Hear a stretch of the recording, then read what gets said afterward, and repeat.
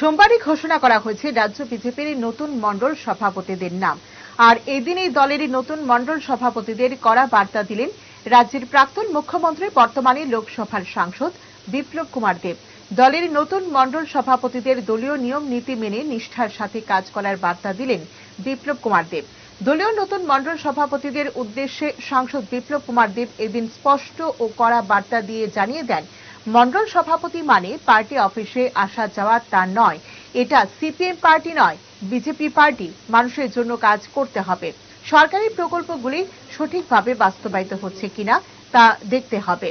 মণ্ডল সভাপতিরা সঠিকভাবে কাজ না করলে পদ থেকে সরিয়ে দেওয়া হবে।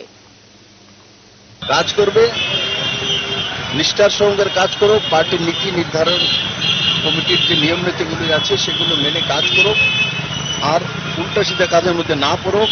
ত্রিপুরার মানুষের কল্যাণ, সংগঠনের কল্যাণের জন্য কাজ করো। আর যদি কাজ সঠিকভাবে না করে ছড়িয়ে দেওয়া হবে।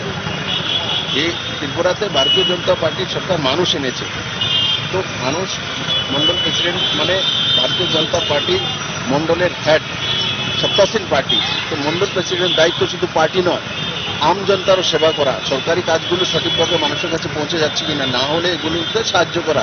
মন্ডল প্রেসিডেন্ট মানে পার্টি বিষয়ে আসা যাওয়াটা সিপিএম পার্টি নয়।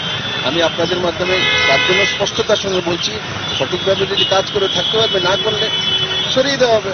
এই প্রথম দিক থেকে যাতে সবাই কান খারাপ থাকে আর সেগুলো বোঝে।